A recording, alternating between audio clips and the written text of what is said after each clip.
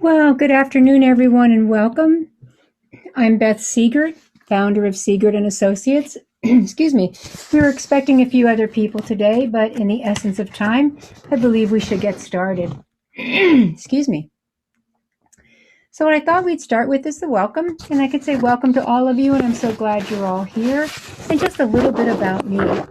I don't know if many of you know me. However, I have a background as a senior consultant and international training manager for multiple HR software companies and in financial industries. I have experience in 360s, succession planning, performance management, finance, senior project manager, and a troubleshooter.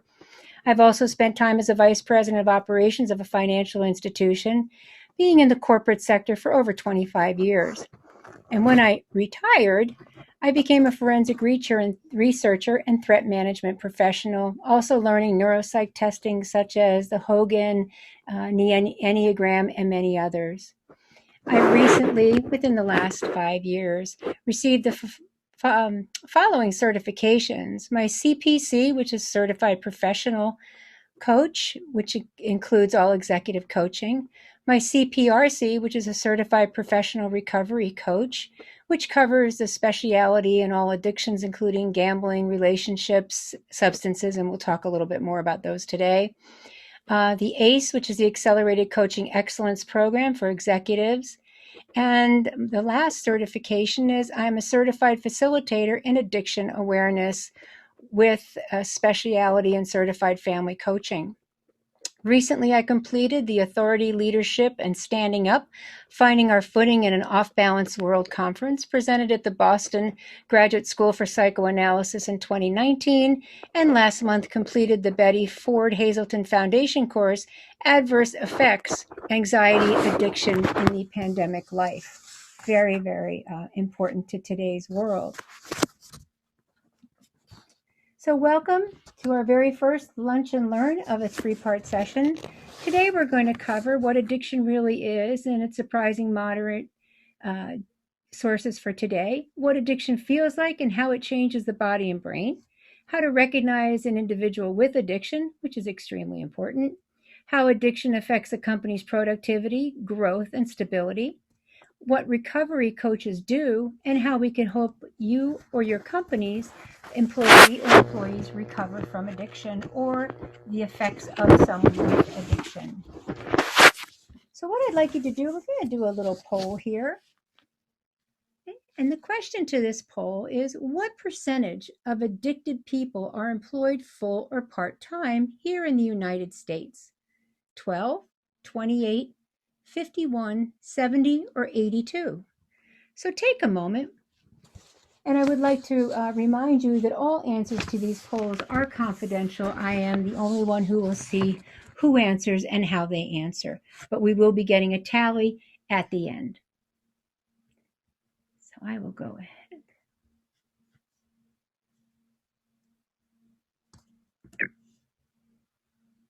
Well, for some reason my cursor is not working, so hopefully, there it is.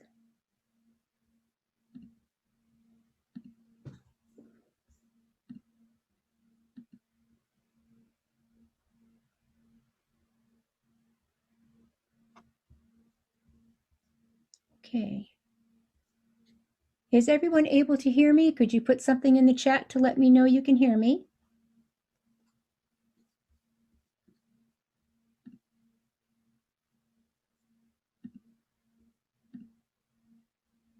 Thank you, everyone. I appreciate that.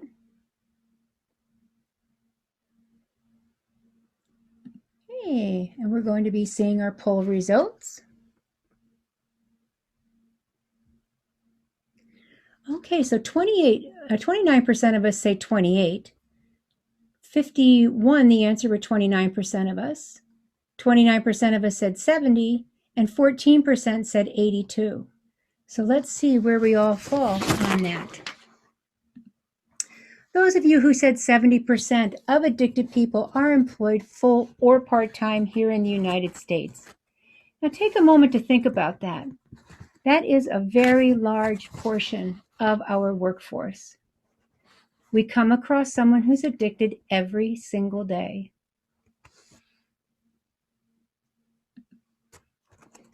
So addiction is a disease or a brain disorder. It's not a moral failure, which many people today still seem to believe that that's true.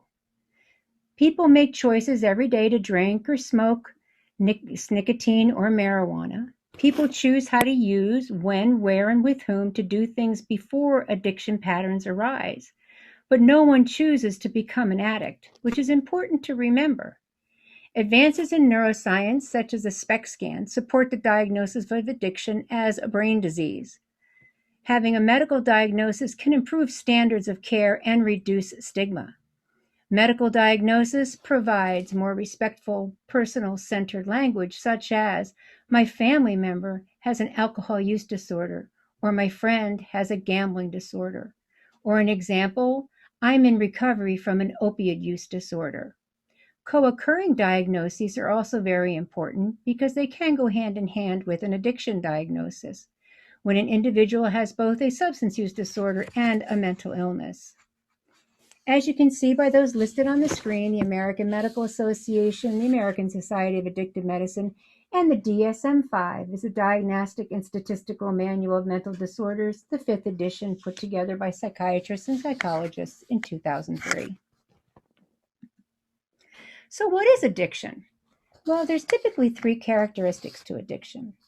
The things we want to remember is that addiction is treatable, chronic medical disease involving complex interactions among brain circuits, genetics, the environment, and an individual's life experiences. But it is a brain disease that is both preventable and treatable like other diseases, such as diabetes and heart disease. They are highlighted, the behaviors are characteristic, tough word for me, characterized by a loss of control or compulsive actions, continuing use, despite harmful consequences to themselves or others. So psychoactive substances versus potentially addictive substances. These are 2 categories among many common substances. Illegal substances. Well, these substances have added risk of contaminants such as heavy poisons or metals that can prove to be even more deadly than they are on their own. Heroin, bootleg fentanyl, cocaine, methamphetamines, hallucinogens, and in some states, marijuana. But just because something is legal doesn't mean it can't be addictive. Doesn't mean it cannot lead into an addictive lifestyle. Alcohol, prescription drugs, and nicotine, which includes vaping, are all legal. So millions of people are facing problems related to the misuse of legal substances that have the illusion of safety due to doctor prescriptions or being sold by our enticing market. All of these are potentially addictive. Just a side note on what psychoactivity is. When the term psychoactive is applied, it's applied to chemical substances that change a person's mental state by affecting the way the brain and the nervous system work. So when something's ingested, it affects the way someone's brain works and how their nervous system responds. The impact of the psychoactive substance on the brain and nervous system is the basis of scientific and medical understanding of why addiction is a brain disease. So here's a nice description of the addiction curve based on addiction awareness strategy that aligns with the CDC best practices to help people understand progression and the stages of this disease. It's the disease of addiction is somewhat like the disease of cancer. There are 4 stages to this disease. The first stage, or the green one, is chemical pleasure. Okay? It's in the upper left section. Between 60 to 100 million people in this zone use or misuse substances daily. The yellow curve, if you watch down, is where people are losing or at the risk of losing control of their use and are slipping down the curve into active addiction. At the bottom of the curve is the red, misusing alcohol on a regular basis to cope with the stressors. And I just had some new numbers come in this morning that somewhere between 14 and 35% increase since COVID has become quarantine and given us restrictions. Use is up 14 to 35% between 25 and 40-year-old people in our population. The red zone, stage 3, is a chemical bondage zone that represents approximately 23 million people in the United States, and only 10%, or 2.3 million, are in clinical treatment programs, but many, many more people need health care, medication, counseling, support groups, aftercare housing, just to name a few, to address their substance use and other behaviors. And finally, coming up out of addiction, once you're reaching into recovery, you will become in the blue zone. Right now, there's over 24 million people in the United States who self-identify as being in recovery. Many want to enhance their sense of well-being and personal resilience by utilizing many of the opportunities to become healthy, including having a recovery coach. So anything above or anyone above that blue line qualify for having a recovery coach. So basically, here are quickly the 4 stages of addiction: chemical pleasure, chemical coping. I'm sorry, I'm getting a note here. Chemical bondage and vibrant recovery.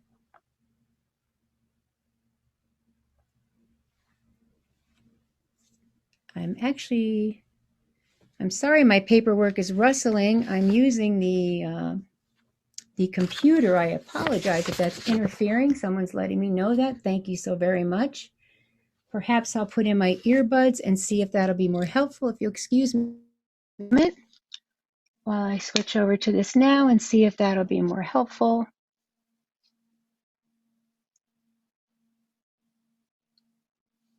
Nope. No, that's more helpful. Okay, I will try to be more careful with my paperwork. And thank you for letting me know. I appreciate that. I can be a little quieter here.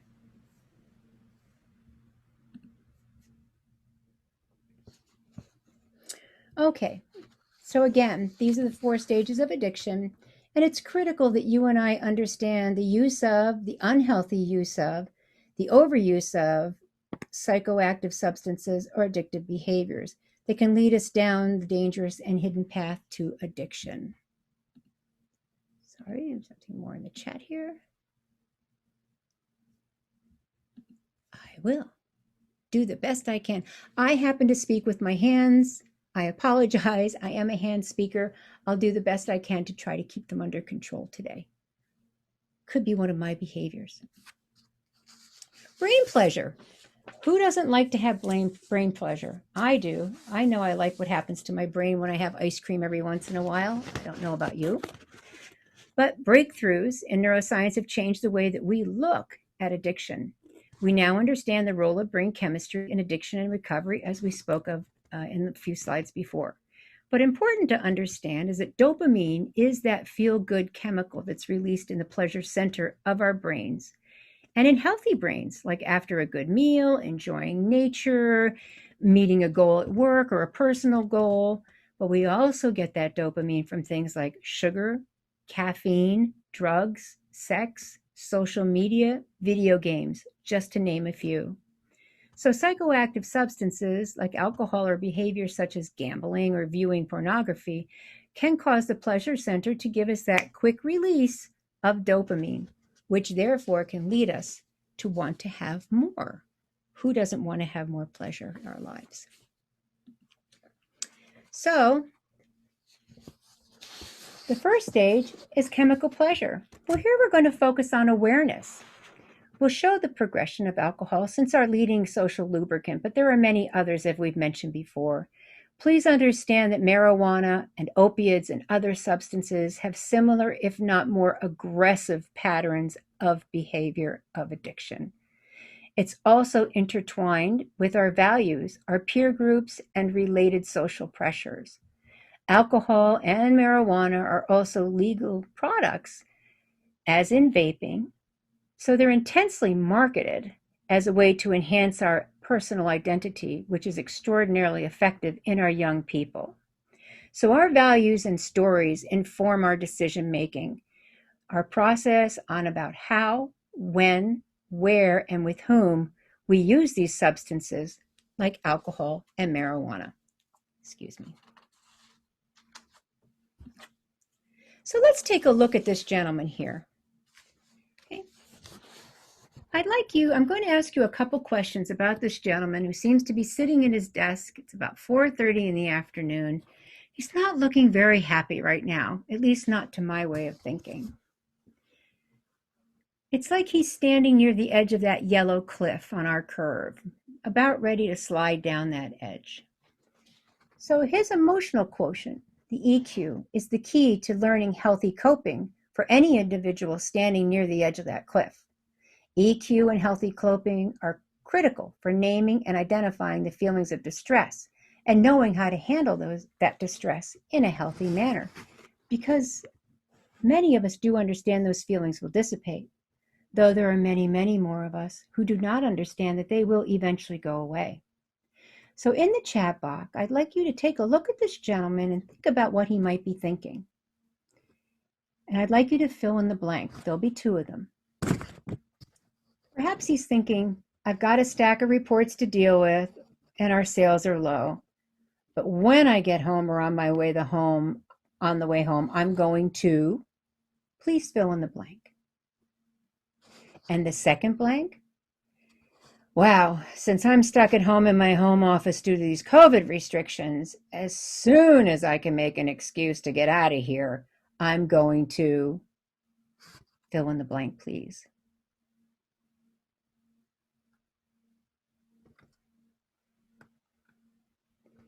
And while you're doing that, I'd like to just make the comment that the very thought of using a psychoactive substance or compulsive behavior will release enough dopamine to provide an immediate sense of relief, which often leads to wanting more.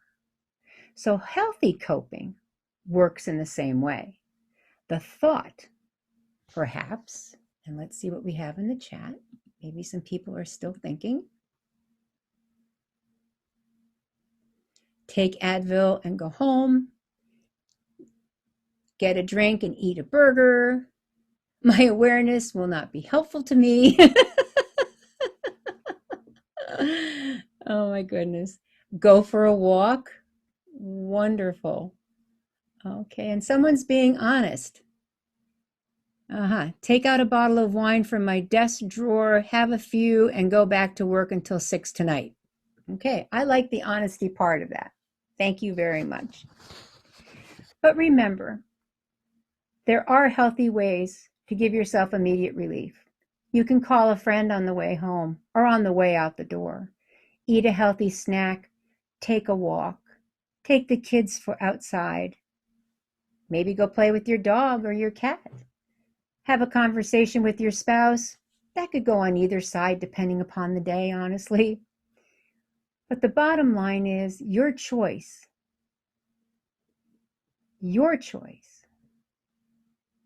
will help you get through this distress in either a healthy or an unhealthy way. So to live out your values and build maturity and character, we need to learn to do the right thing. If you'd like to know a little bit more about learning to do the right thing in the limbic system, visit our website at siegertandassociates.com on our resources page. Okay. So the third section we had was chemical bondage, which is that red bottom of the curve that we talked about. This is where someone needs to get help. If we do not alter the use of addictive substances and behaviors as a way of coping with internal and external stress and life problems, then a person can lose control and our altered brains will compel us to use more. Alcoholism, drug addiction is known as the disease of more. We become addicted to the dopamines that are released into our systems. In this stage, people often need access to appropriate medical care to stabilize their symptoms and enter formal forms of treatment services to help move through their survival patterns of denial, which in reality may kill them. There are many established systems of report. Some of the newer ones, though, I'd like to bring up are medically assisted detoxes, which are private and confidential. Okay. There are 12-step programs. There are numerous non-12-step related programs, addiction counseling, recovery coaching, as long as recovering sober houses and many, many other valuable ways of providing accountability and structure to the person that needs help so they can stabilize, heal, and return to a healthy lifestyle, or perhaps have a healthy lifestyle they've never had. Now, just in case you're wondering how serious is this, I'd like to just show you a picture of a healthy brain and a brain that's been ravaged by alcohol. Because alcohol, heavy alcohol use, right, reduces the blood flow. So I would like you to very much participate again. I know there's 9 of you out there, so let's hope we get a few more answers here right now. But I would like you to guess 2 things about the brain on the right-hand side with the word alcohol above it. 1, how old is the person that this brain belongs to? And 2, the frequency and amounts of drinks this person has per week.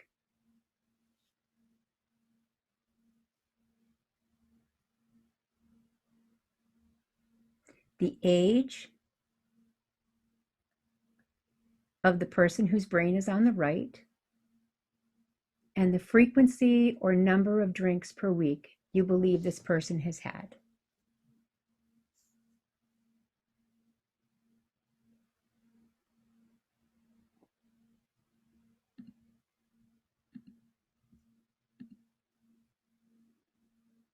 Okay, so we have 50 and 6 drinks per week. Then I think 6-year-old daily drinker, I think the person meant 60-year-old daily drinker, 42 years old, 60 years old, someone 40-ish, perhaps 12 to 14 drinks, and a mid-20s having 8+ drinks per day. Well, I think you're going to be surprised at the answer. This is the brain of a 38-year-old man who was a weekend drinker. He began drinking in his early teens and continued to drink until the age of 38. And this is what the alcohol consumption, he was a binge drinker, we call them, the drinking only on the weekends. This is the damage that was done to his brain.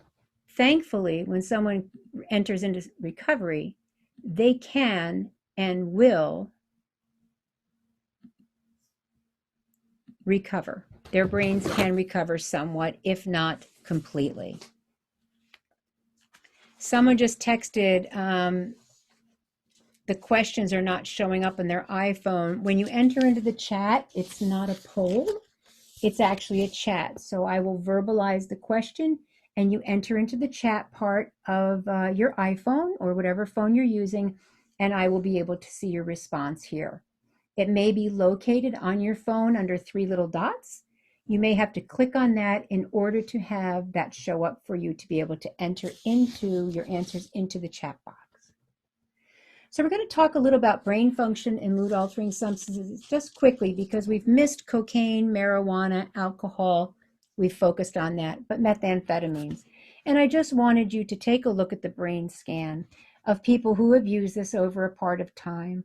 It really does, your brain really does suffer from utilizing these substances.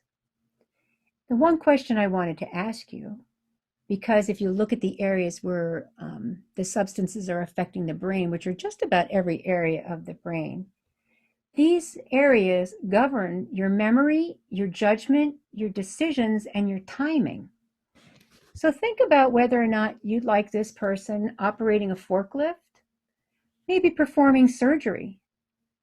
How about working on your teeth or driving your children to school, preparing your financial reports, making those sales calls, or giving presentations in front of your company?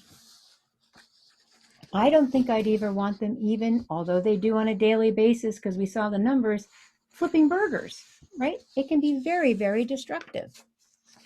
So in other words, we have millions of people hiding in plain sight with struggling more than just alcohol.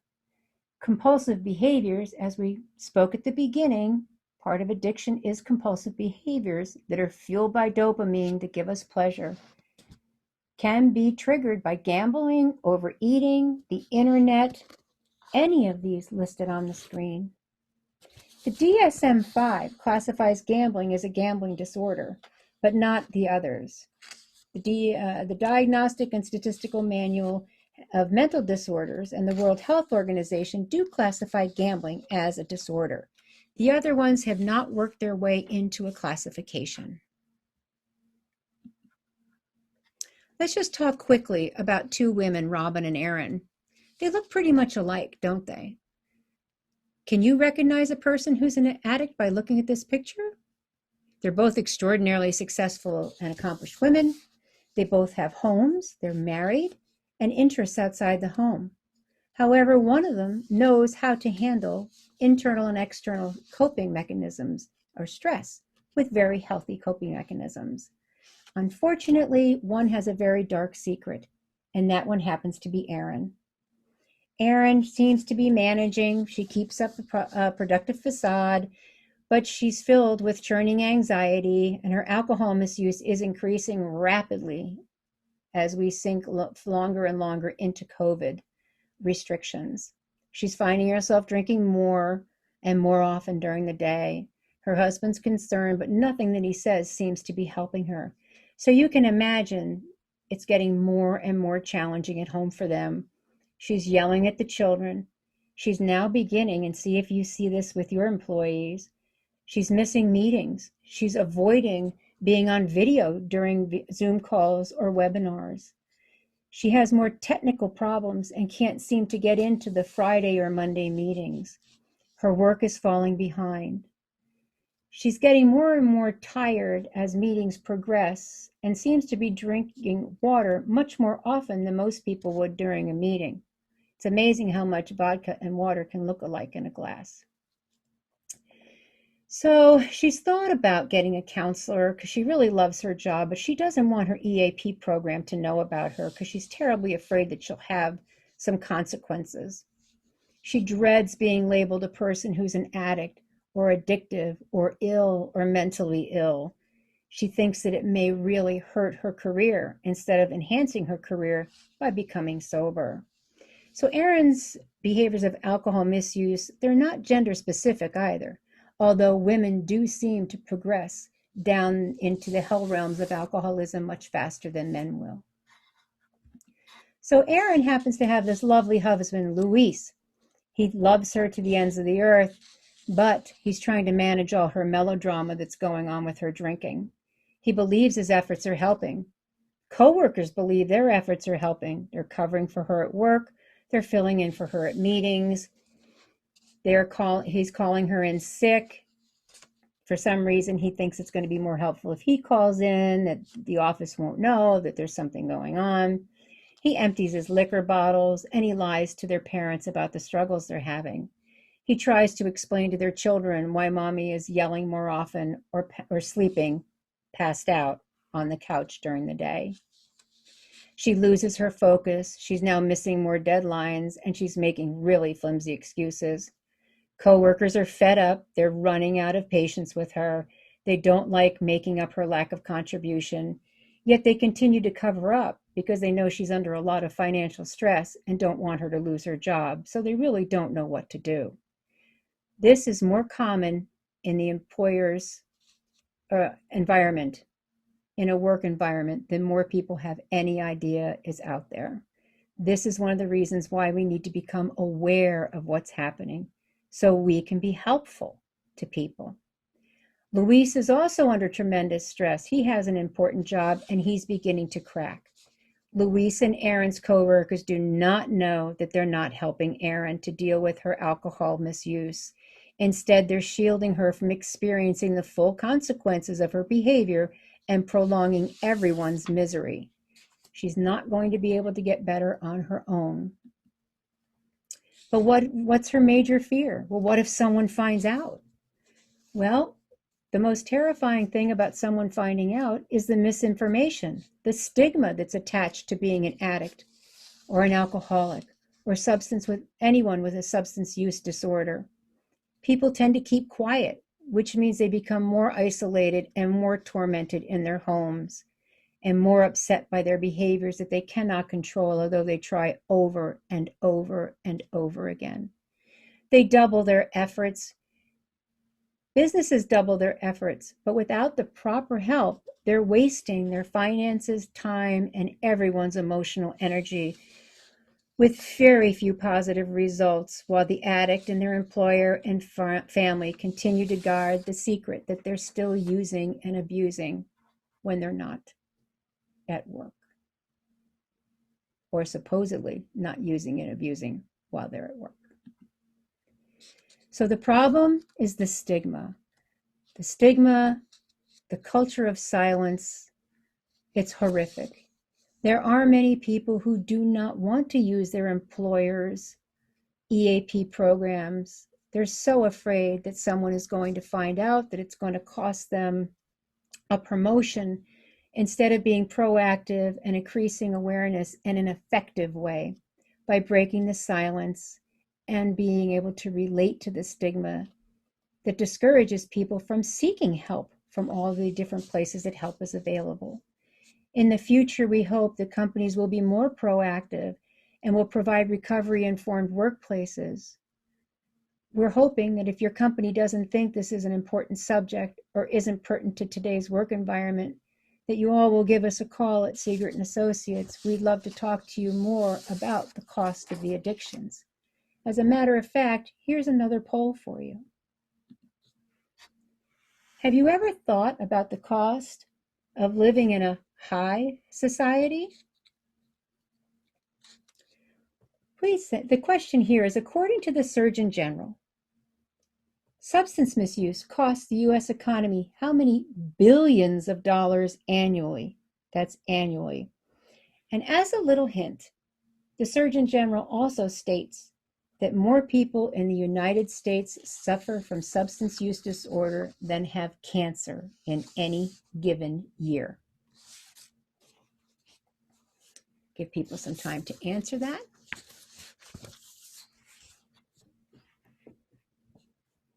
$10 billion, $50 billion, $100 billion, $250 billion, $500 billion, $700+ billion per year.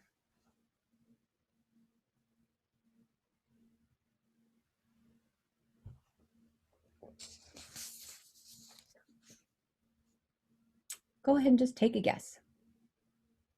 I would, but I'm not allowed to participate and vote.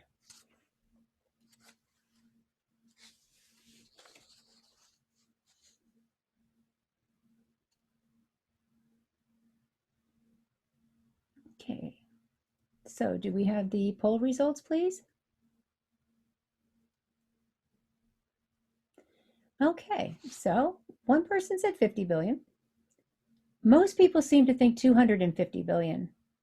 Well, I think you're all going to be very, very surprised at the answer. $740 billion, and that was back in 2016. That was the latest numbers that we could find. It's amazing to think that the US is only approximately 5% of the world's population, but Americans consume 2/3 of the world's supply of cocaine, heroin, methamphetamines, and marijuana, and 80% of the world's narcotic medications like oxycodone. More than 115 Americans die every day from an opiate overdose. We are a voracious society. So what is an employer supposed to do? What are we supposed to do when on average, let's say in 2018, Americans spent over $253 billion purchasing alcohol in the United States? Now, that doesn't mean that all of it was purchased to be misused. Let's get that straight. But when you look at the numbers of addicts and active addicts in our country, I'm pretty sure a lot of it is. So of all the substances, we pay the highest price for alcohol misuse. Every day on the U.S. average, 240 people die from alcohol-related accidents, binge drinking, chronic diseases, violence, including suicide. So we really do need to spread awareness and stamp out the stigma of alcoholism and opiate use disorders and any other disorder. The guidelines for adults from the US guidelines, adults over 21 years old, is 1 drink per day for a woman and 2 for a man. So think about people you know who actually live within that range and those who do not, especially since COVID. So another cost to businesses, we're like the iceberg on the left here. We only really see the top of the iceberg, but it goes much deeper to the cost to your corporations. Between lost productivity, low morale, absenteeism and turnover, accidents, theft, healthcare and insurance costs, legal and compliance issues, just to name a few. Do you think your industry is bulletproof? That no one would dare use substances while at work or before work because they're working from home due to COVID and don't really see themselves at work and in a working environment? And I'll just share a little aside story.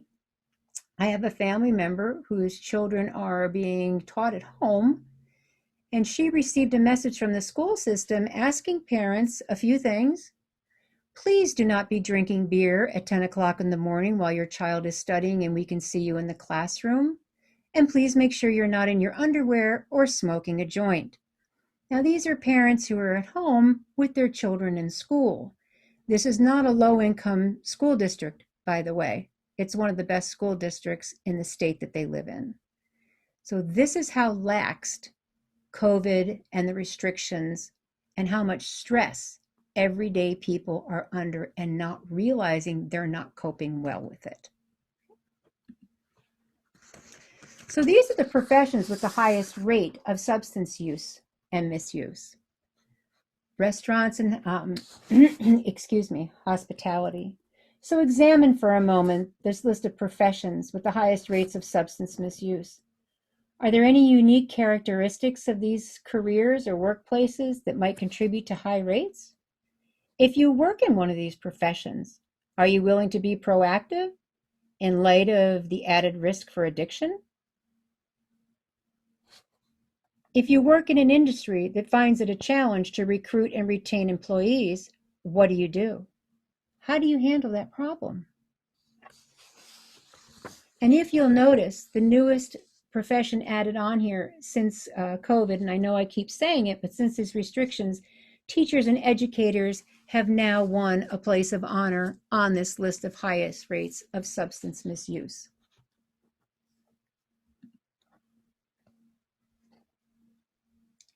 So here we have another little poll. I happen to like this little guy uncovering the question mark, by the way. We know that this is a worldwide problem. But if you would enter into the chat box, in what country is the workforce dying faster than any other industrialized country in the world?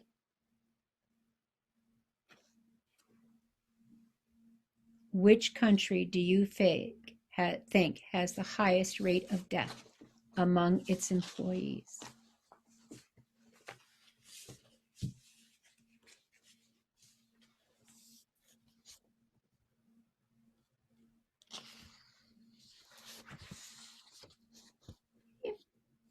Everybody another minute.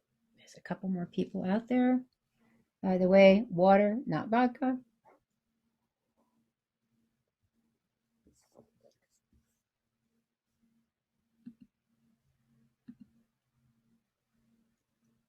Okay, we have answers that could go from the US to the UK to Italy to some other answers. Well, and the winner is the United States. And this is a report from USA Today dated 2019. It's a distinctly American phenomena that our workforce is dying faster than any other wealthy country according to the Journal of the American Medical Association. So the AMA in 2019 published this report. This is a very disturbing report confirming that the American workforce is plagued by drug overdoses, suicides, organ system diseases linked to grappling with economic pressure and distress. See, many people don't understand that long-term use and abuse really can destroy your liver, your kidneys, your heart, your lungs, your brain. It is a completely physically destroying disease if not taken care of. So what are employers supposed to do? When you care about someone, aren't you supposed to help them? If someone breaks a leg, you nurse them back to health, make sure that they get to a hospital, you give them emotional support and care. It's a satisfying, loving, and mutually beneficial relationship. But it's important to understand that someone suffering with an addictive disorder needs something very, very different. If you apply those same things to this person, it typically will not help them obtain and, more importantly, maintain a sober and abstinent lifestyle. So one of the biggest issues is the power of the stigma is real. It immobilizes each one of us in some way, whether on the job or in our personal lives, due to the common misperceptions. Basically, people think it's a moral failure still to this day. So I'd like you to pause for a moment and really look at all the negative words associated with the word stigma. If you would just type one word in the chat box about how do you feel when you read those negative words.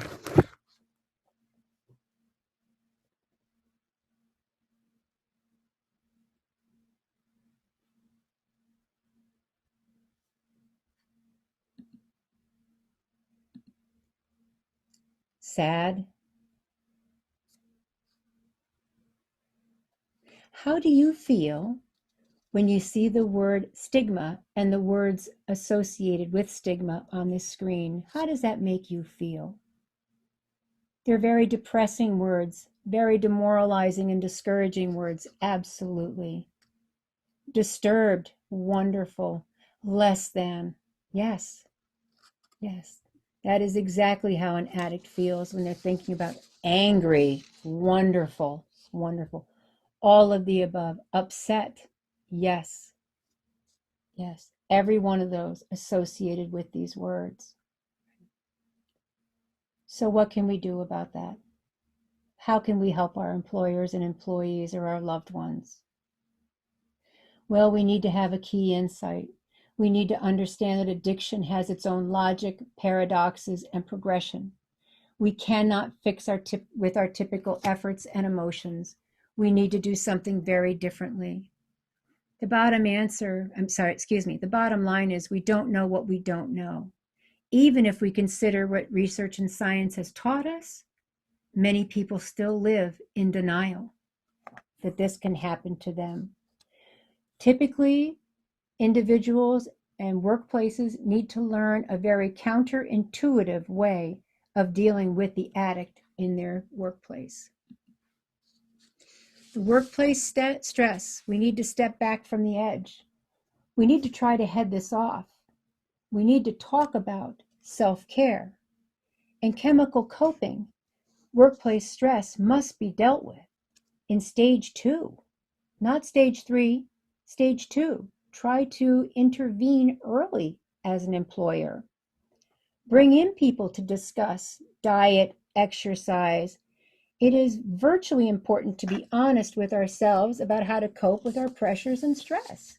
Be honest about the stress and the pressures we're under every day. Learning how to recognize our emotions is the beginning of self-regulation. I myself, over 33 years ago, was taught to look at mad, glad, sad, scared. 4 categories of trying to put myself into an emotion if I didn't know how I was feeling and I wanted to do something unhealthy. Am I mad? Am I glad? Am I sad? Am I scared? Am I all of the above? Some of the above. And finding someone that I can have A very safe conversation about the realities of my workplace stress is very important. Finding that safe person that we can be honest with can be a sponsor, can be a therapist, a doctor, a close friend, a spiritual advisor, or a coach. All of the above can and would be willing to be helpful. So I'd like to just address one thing that seems to be a huge issue lately is we have many high functioning alcoholics with high bottoms. This is David. David says that his recovery experience did not fit the classic addiction curve. He never hit a really low bottom. He kept his job, he kept his family, but he would like people to know that he does fit. In fact, he consumed a lot of alcohol, but seems to stay above all those messy struggles that regular alcoholics have. Often as a high-functioning alcoholic, he has a career, high-level outward financial success, still has his family, and he's been able to delay that downward spiral of many consequences until he didn't realize that one day he would have some consequences before he slid all the way to the bottom. He doesn't have to slide down to the bottom of that red zone. He can stop long before he gets there. But denial was huge for him. He did not reach out and get any help until after receiving a DUI and his wife coming and saying to him, "I'm done. You either get help or you're out." She knew that it was just a matter of time, that his alcoholism was progressive, and without some type of intervention, he would continue down that path. Now, continuing down that path, David took a look at some of the current approaches. Well, unfortunately, we still have a shortage of treatment centers and counselors, unfortunately. And again, the fact that there is a shortage, there are very long waiting lists in some of these places that are wonderful. There are also 12-step programs worldwide that welcome newcomers and provide peer support for most people until other arrangements can be found or they decide to stay. There are numerous other places other than 12-step programs people can go. However, one of the newest approaches is to have the person use a professional recovery coach, someone who's certified in the area of recovery. It's a new and emerging field, and it is recognized by the International Coach Federation as a specialty. This specialty combines the power of professional coaching and best practices of recovery. It can be used in complementing other treatment services and relapse prevention, and it shatters the stigma of being an active alcoholic addict, someone who needs some additional help.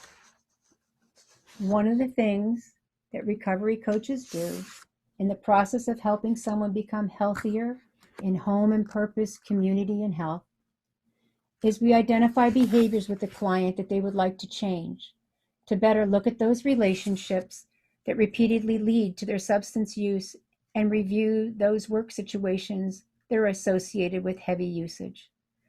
We help identify triggers which lead clients to his or her pattern of abuse, and often the abuse functions in order to get rid of painful and overwhelming feelings, which the clients frequently are even unaware of that they have, let alone that are building up until it's too late. This work naturally leads toward a major focus on relapse prevention, that once someone is able to obtain sobriety, a recovery coach can help them maintain sobriety. And on a personal note, I also work hand in hand with psychologists, psychiatrists, in other words, medical doctors, PhDs, LCSWs. I will work hand in hand as part of a recovery team, especially with someone who may have a co-diagnosis of another mental disorder that they need help with. It's a two-prong approach, could even be a three-prong approach, depending upon what the individual needs. You see, recovery is not one size fits all. It is an individual journey. But we do strive to help the person reach their full potential.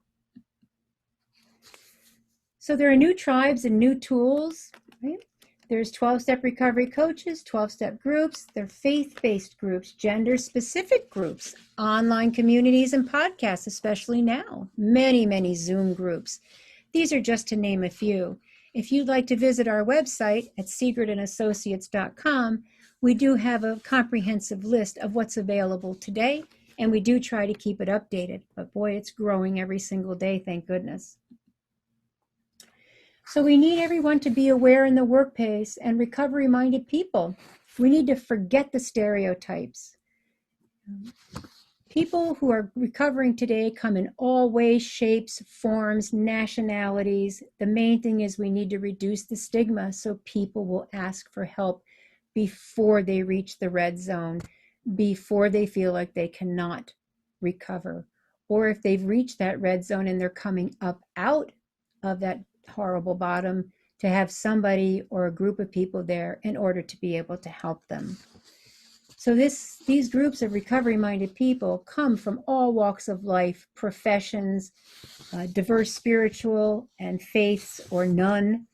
You know, who is addiction aware and recovery-minded? Can be anyone who cares to learn, anyone who cares to become an advocate.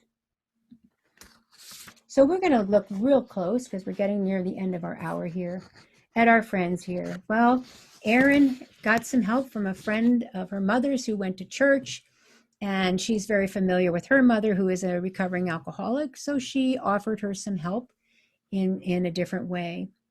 She spends some time with Erin while her husband goes out to celebrate recovery meetings for himself, so he's learned more about what is helpful and what is not helpful. They now have some support of recovery from friends and family, and Erin is beginning to enjoy her job more. Her recovery coach checks in with her twice a week to see how she's doing and to see if she's practicing her coping mechanisms to release her stress in a healthy manner. David, as we said, got caught speeding. He was drinking, got a DUI, did end up getting help through just having a recovery coach, because he hadn't hit so long of a bottom. And he and his wife are now learning more about his recovery, more about his addiction, and more about how he can maintain his sobriety.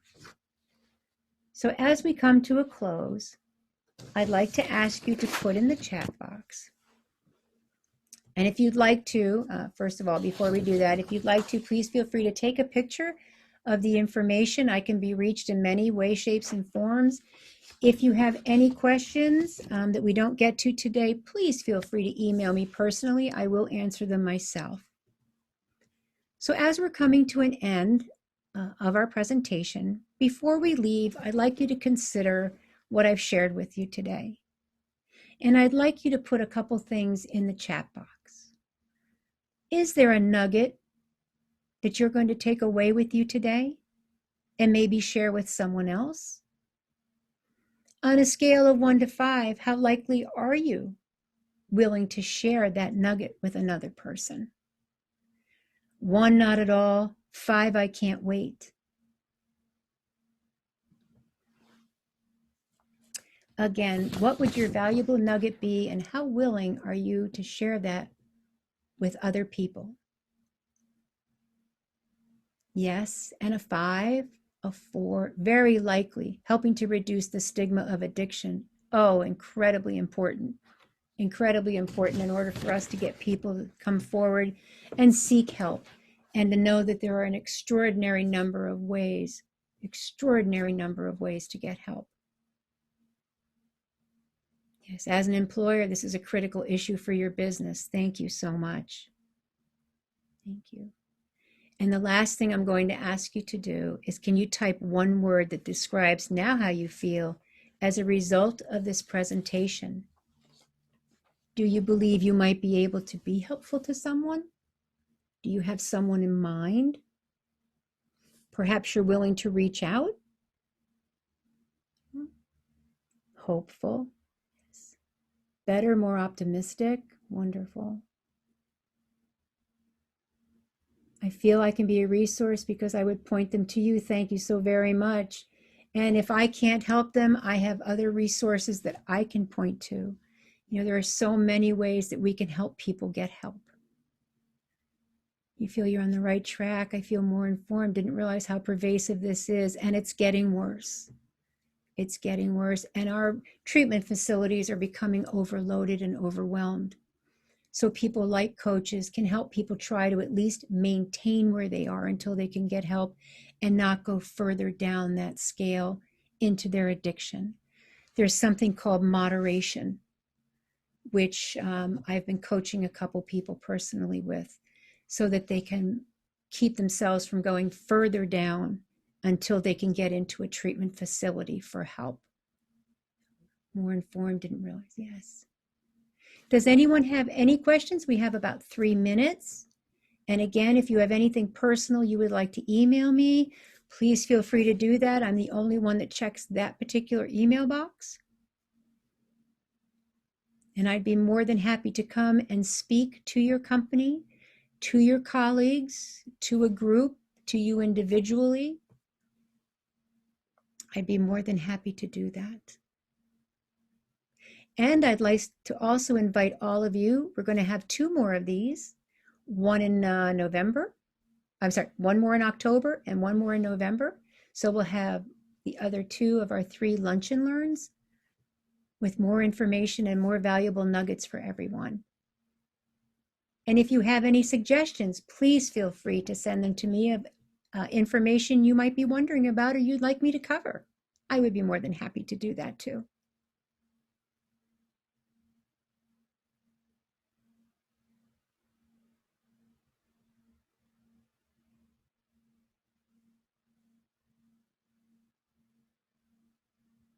Oh, you're very welcome.